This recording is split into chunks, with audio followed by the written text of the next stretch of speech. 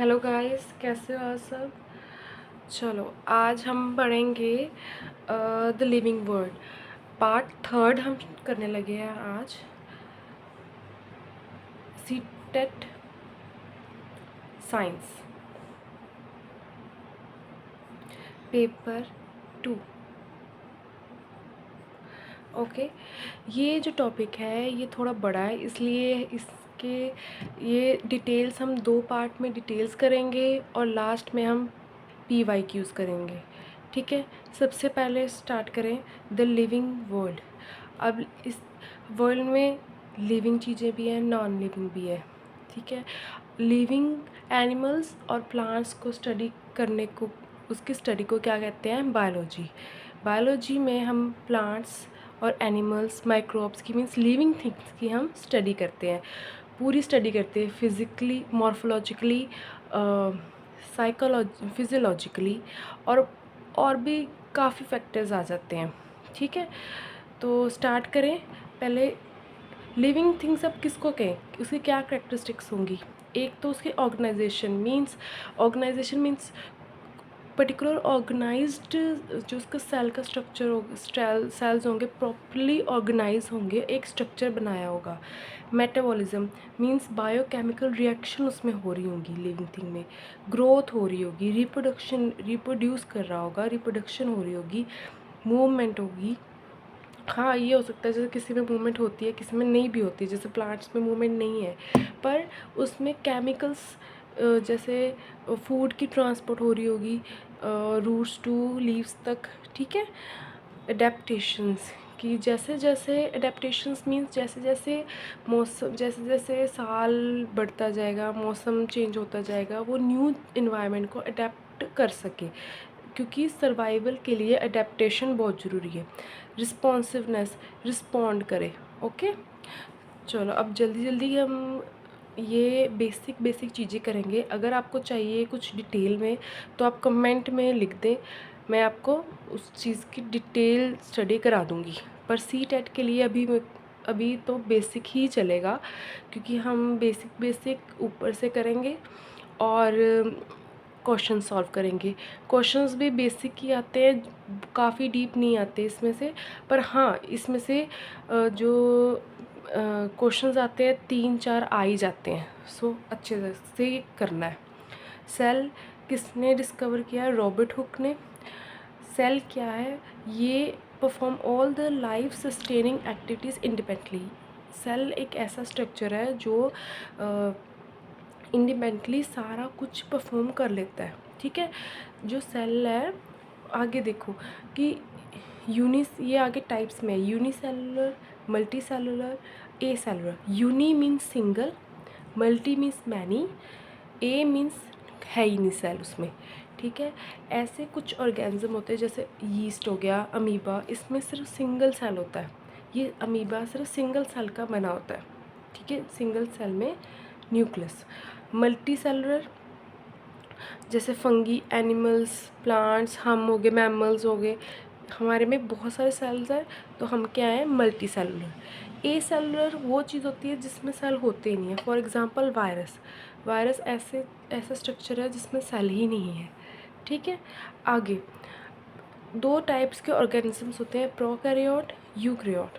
Prokaryote जो sales होते हैं उसमें न्यूक्लियस नहीं होता। ठीक है, और जो उसमें न्यूक्लियस नहीं होता। ठीक है, और जो यूकैरियोट्स होते हैं उसमें सेलुलोज होता है, और बड़ा, मतलब एक तरह से पूरा इलेबोरेट हुआ होता है। ठीक है, जैसे इसमें देखिए बैक्टीरिया, ब्लू ग्रीन एल्गी, इसकी एग्जांपल है प्रोकैरियोट्स की, और यूकैरियोट्स की एल्गी, फंगी। अगर और आपको इसको डिटेल पढ़ना है तो आप कमेंट में लिख दें, और मैं पर्टिकुलर एक स्लाइड प्रोकैरियोट्स और यूकैरियोट्स की भी बना दूँगी। नेक्स्ट हम आगे पढ़ते हैं कंपोनेंट्स। सेल के कंपोनेंट्स कौन से होते हैं, जैसे प्लाज्मा मेम्ब्रेन। प्लाज्मा मेम्ब्रेन वो होता है कि जो सेल को सराउंड, मेम्ब्रेन सेल को सराउंड की होती है। प्लाज्मा मेम्ब्रेन मेनली प्रोटीन और लिपिड से बना होता है, प्रोटीन एंड लिपिड से। एक तो ये हेल्प करता है कि जो सेल के अंदर ऑर्गेनेलीज हैं वो बाहर ना जा सके। दूसरा इसका काम है कि वो ट्रांसपोर्ट करता है प्रोटीन्स को अंदर से बाहर, बाहर से अंदर, सिग्नल्स को, प्रोटीन्स को ट्रांसफ़र करने में हेल्प भी करता है। उसके बाद सेल वॉल ये भी ये मेनली प्लांट्स में पाई जाती है। सेल वॉल एक हार्ड स्ट्रक्चर है जो प्लांट्स में होता है, एनिमल सेल में नहीं होता, प्लांट सेल में होता है। सेल वॉल इसलिए होती है कि वो एक हार्ड स्ट्रक्चर उसको बना देती है, एक हार्ड आउटर कवरिंग स्ट्रक्चर बना देती है और एक डेफिनेट शेप दे देती है उस सेल को। ओके, देन साइटोप्लाज्म मीन्स जो सेल के अंदर जो लिक्विड है, ठीक है, जहाँ पर अब खाली जगह तो नहीं है, सेल के अंदर ऑर्गेनेलीज है पर उसके साथ साथ लिक्विड है। उस लिक्विड, जेली लाइन लिक्विड को हम क्या कहेंगे? साइटोप्लाज्म, मतलब अंदर वाली सारी चीज़ को। सेल ऑर्गेनेलीज मीन्स सेल के अंदर जितने भी ऑर्गेनेलीज है, जैसे माइक्रोकॉन्ड्रिया, ER, एंडोप्लाज्मिक रेटिकुलम, दो टाइप के होते हैं, स्मूथ एंड, एक स्मूथ होता है, एक रफ होता है, ठीक है। स्मूथ होते हैं कि जिसमें वो ER मतलब वो एंडोप्लाज्मिक जिसके ऊपर राइबोसोम्स नहीं लगे होते। रफ वो होते हैं जिनके ऊपर राइबोसोम्स लगे होते हैं। Golgi complex, lysosomes, ribosomes, nucleus, plastids, ये सारा कुछ उसमें है। अगर आपको सेल ऑर्गेनेलीज को डीप में स्टडी करना है तो भी आप कमेंट में लिख दो, मैं एक पार्ट उसका भी करा दूँगी, सेल ऑर्गेनेलीज का पूरा डिटेल में कि क्या फंक्शन होता है, ठीक है। उसके बाद प्लांट सेल की बात करें, प्लांट सेल में जो आपको क्लियर दिख रहा है, सबसे आउटर जो कवरिंग होगी वो होगी सेल वॉल। सेल वॉल किसके लिए होगा? प्रोटेक्शन, ये हार्ड कवरिंग होती है। उसके अंदर सेल मेम्ब्रेन होती है, ठीक है। सेल मेम्ब्रेन, जो सेल वॉल है वो सिर्फ प्लांट सेल में होगी, एनिमल सेल में नहीं होगी, ये ध्यान रखना। ये क्वेश्चन पूछ सकते हैं, ये बहुत ईजी क्वेश्चन है पर दिमाग से निकालना भी मत। सेल मेम्ब्रेन ये मेनली प्रोटीन्स और लिपिड से बना होता है, ट्रांसपोर्ट के लिए हेल्प करता है। फिर उसके बाद इसमें ये चीज़ है न्यूक्लियस, ये न्यूक्लियस है, न्यूक्लियोलस, उसके अंदर न्यूक्लियोलस है, ठीक है। न्यूक्लियस हेल्प करता है, न्यूक्लियस एक तरह से एक मेन पार्ट है सेल का जो हेल्प करता है, जिसमें जीन्स होते हैं, ठीक है। और आगे हेल्प करता है कि जब वो डिवाइड करे तो न्यूक्लियस सारा हेरिडिटी करैक्टर्स अपने पास रखता है कि आगे वो कैसे डिवाइड करेगा, प्रॉपर इन्फॉर्मेशन न्यूक्लियस में होती है, ओके। और न्यूक्लियस के साइड पे ये चीज़ होती है एंडोप्लाज्मिक रेटिकुलम, ठीक है। एंडोप्लाज्मिक रेटिकुलम में हेल्प करता है मॉलिक्यूल्स की एक्सचेंज में, प्रोटीन सिंथेसिस में हेल्प करता है, ठीक है। उसके साइड पे गोल्जी कम्प्लेक्स भी होता है, ओके। उसके बाद छोटे छोटे ये आपको डॉट्स दिख रहे होंगे, ये है राइबोसोम्स भी हेल्प करते हैं। इसका सबसे मेन फंक्शन है प्रोटीन सिंथेसिस। राइबोसोम्स का भी मेन फंक्शन है प्रोटीन सिंथेसिस। और उसके बाद माइटोकॉन्ड्रिया होगा। माइटोकॉन्ड्रिया को क्या कहते हैं? Power house of the cell. क्यों कहते हैं? क्योंकि जो एनर्जी सेल को मिलती है वो माइटोकॉन्ड्रिया से मिलती है, ठीक है। ये एनर्जी जनरेट करेगा। और प्लांट सेल में बहुत बड़ा वैक्यूल होगा, ठीक है। बट एनिमल सेल में छोटा सा वैक्यूल्स होते हैं, बट प्लांट सेल में बहुत बड़ा वैक्यूल होता है, ओके। उसके बाद क्लोरोप्लास्ट मीन्स यहाँ प्लास्टिड्स प्रेजेंट होते हैं जिसमें क्लोरोप्लास्ट होता है। वो किस लिए, उसका फंक्शन क्या है? फोटोसिंथेसिस में, ठीक है। और जो क्लोरोप्लास्ट है वो भी सिर्फ प्लांट सेल में होगा, एनिमल सेल में नहीं होगा, क्योंकि फोटोसिंथेसिस सिर्फ प्लांट में होती है। 3 चीज़ें ध्यान रखनी है, एक सेल वॉल, दूसरा क्लोरोप्लास्ट, दोनों प्लांट सेल में है। तीसरी बात, वैक्यूल प्लांट सेल में बड़ा होगा पर एनिमल सेल में छोटा होगा। उसके बाद हम करें एनिमल सेल की बात, सेम उसमें सेल वॉल है, इसमें सेल वॉल नहीं है, इसमें सिर्फ सेल मेम्ब्रेन है, ठीक है। उसके बाद छोटे छोटे ribosomes, mitochondria, endoplasmic nucleus, Golgi complex, सब कुछ सेम है। लाइजोसोम्स भी होते हैं। लाइजोसोम्स अब क्या है? लाइजोसोम्स मींस ये एक सोसाइटल बैग है। अब मींस अगर जैसे कोई वेस्ट कुछ जैसे प्रोटीन सिंथेसिस हुई, ठीक है, तो कोई कई बारी खराबी आ जाती है, कुछ गलत बन जाता है, तो लाइजोसोम्स क्या करता है, उस चीज़ को अपने अपने अंदर ले लेता है और डिस्ट्रॉय कर देता है। ये अपने आप को डिस्ट्रॉय कर देता है और बीच में सारा जो उसका फंक्शनिंग होती है वो डिस्ट्रॉय हो जाती है। ठीक है, अब आपने सेल पढ़ लिया, सेल क्या होता है। ठीक है, जो द लिविंग वर्ड वाला चैप्टर है उसमें 3 चीज़ें हैं। पहली बात सेल, उसके बाद kingdoms, kingdoms of life means plant kingdom और एनिमल किंगडम। इसमें हम प्लांट किंगडम के बारे में पढ़ेंगे, एनिमल किंगडम हम नेक्स्ट स्लाइड में करेंगे, नेक्स्ट पार्ट में करेंगे। ठीक है, अब ये बहुत इजी है, कुछ मुश्किल नहीं है, थोड़ा सा समझ के करना बहुत इजी लगेगा। और ये वाला अगर आप कहीं पे नोट डाउन कर लेना, ठीक है, इससे पढ़ोगे तो बहुत अच्छे से पढ़ा जाएगा।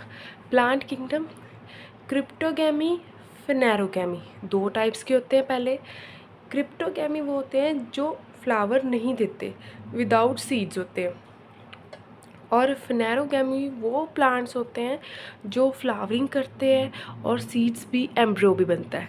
ठीक है, अब पहले उनकी बात करते हैं जो जो फ्लावरिंग नहीं होती, जिनमें सीड्स नहीं होते। Thallophyta, thallophyta plant body is not divided into root, stem and leaves. इसमें एक और कैटेगरी आ जाती है थैलोफाइटा की।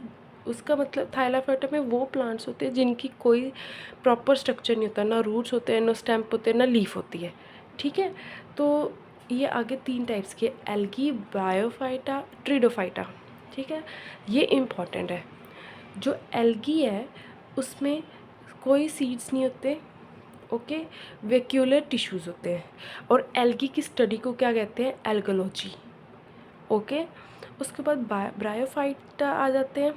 ये इसमें देखो, ये एम्ब्रियोफाइट्स होते हैं, मीन्स एम्ब्रियो प्रेजेंट होता है, नहीं होता इसमें एम्ब्रियो कोई प्रेजेंट नहीं होता, कोई सीड नहीं होता।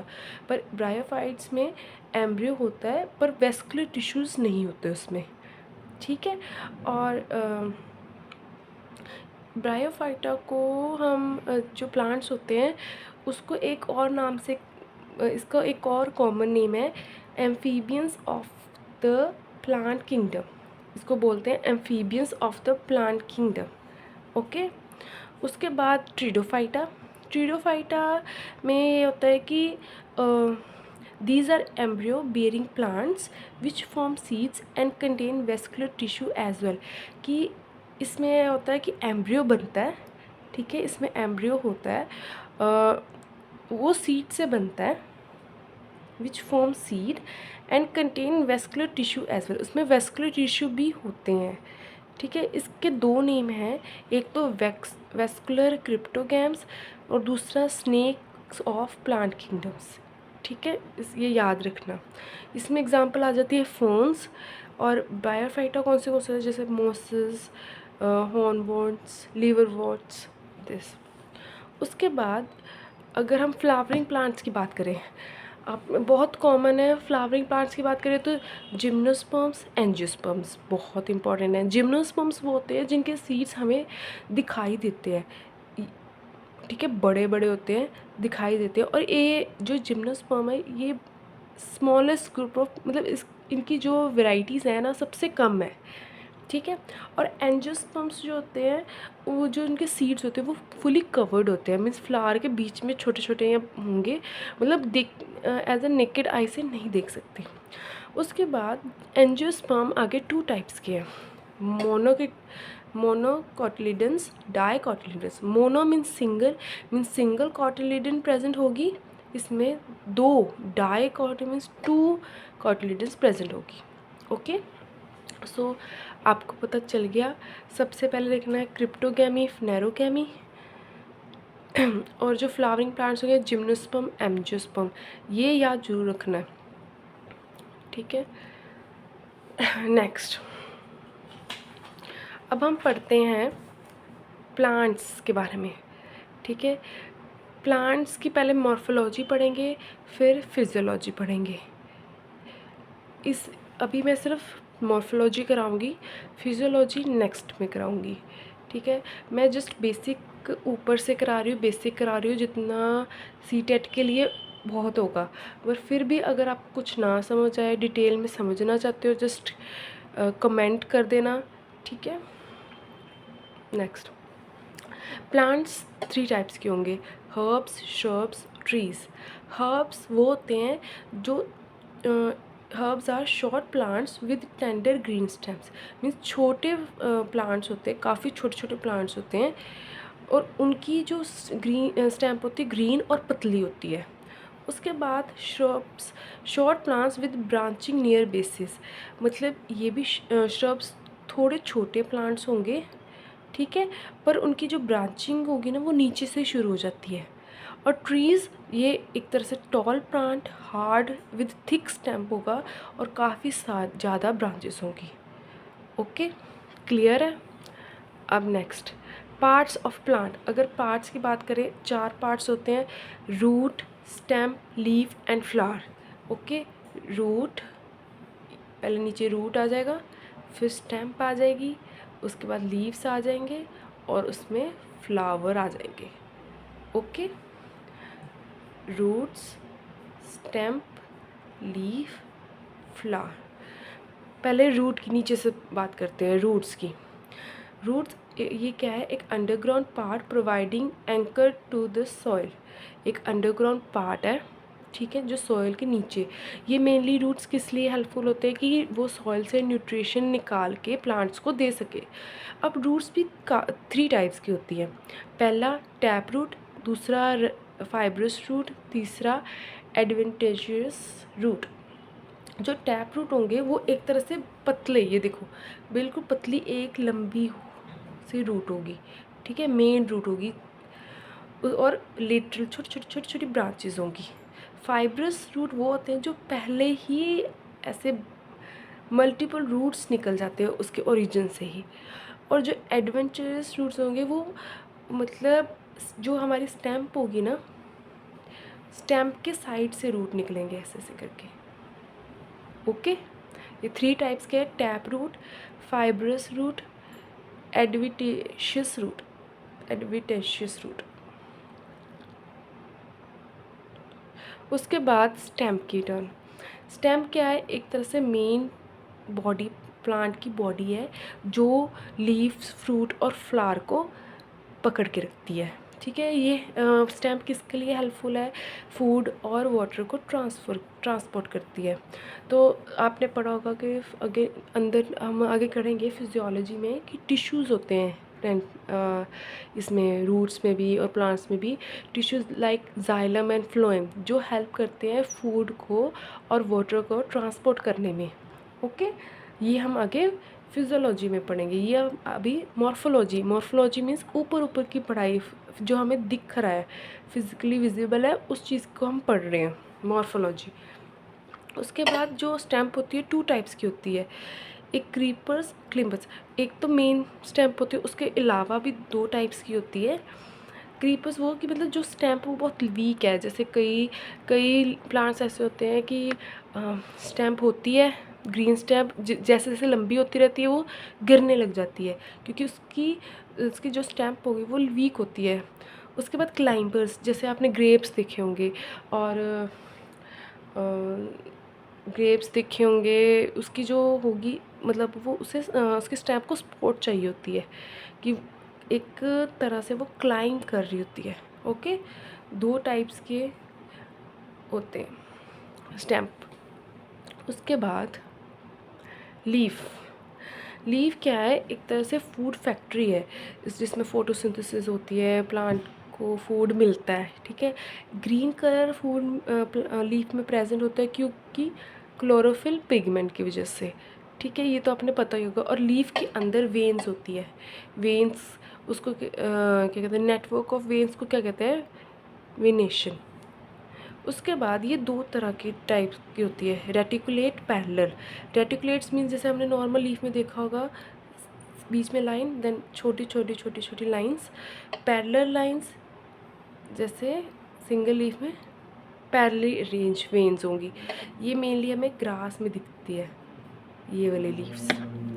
ओके, उसके बाद हम फ्लावर की बात करें। फ्लावर क्या है, एक तरह से रिप्रोडक्टिव पार्ट ऑफ प्लांट है, ठीक है। इसके 4 टाइप मतलब आगे 4 स्ट्रक्चर्स है, सेपल्स, पेटल्स, स्टेमन, पिस्टल, ठीक है। सेपल क्या होता है, सेपल एक अगर आपने फ्लावर को देखा होगा तो यहाँ छोटे छोटे छोटे छोटे ना ग्रीन कलर से, मतलब फ्लावर के नीचे ग्रीन ग्रीन से छोटे से लीफ होंगे, उसे क्या कहते हैं, सेपल्स, जो फ्लावर को प्रोटेक्ट करते हैं। उसके बाद जो फ्लावर के पेटल्स हैं, ठीक है, वो पेटल्स, ठीक है, वो हेल्प क्या करते हैं, पॉलिनेशन में हेल्प करते हैं, कलरफुल होते हैं। सेपल्स हमेशा ग्रीन होते हैं, पेटल्स हमेशा पेटल्स ग्रीन भी हो सकते हैं बट मेनली कलरफुल होते हैं, ब्राइट कलर्स होते हैं, ताकि पॉलिनेशन को हेल्प कर सके, इंसेक्ट को अट्रैक्ट कर सके। उसके बाद स्टेमन। अब फ्लावर में 2 रिप्रोडक्टिव पार्ट्स होंगे, एक स्टेमन और एक पिस्टल। मेल रिप्रोडक्टिव पार्ट कौन सा है, स्टेमन। स्टेमन जैसे ये बीच में ये पार्ट होगा स्टेमन, ऊपर होंगे उसके एंथर, एंथर में क्या लगते हैं, पोलन ग्रीन्स, और ये होती है उसकी फिलामेंट। ओके, और पिस्टल, पिस्टल के 3 पार्ट्स होते हैं।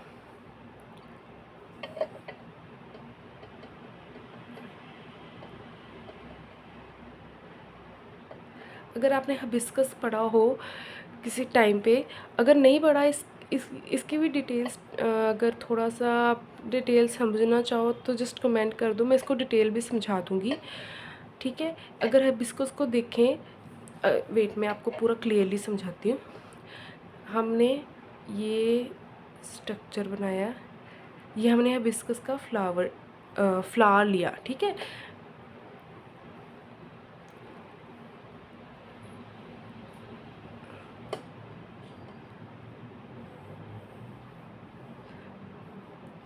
अब देखो, हिबिस्कस का फ्लावर लिया, ये तो हो गए इसके सेपल्स, ये हो गए पेटल्स, ठीक है, क्लियर है। उसके अंदर अगर हम देखें तो आपको छोटे छोटे छोटे छोटे वो दिखेंगे, डॉट डॉट से ना पार्ट्स वो दिखेंगे, पार्टिकल्स से, ठीक है।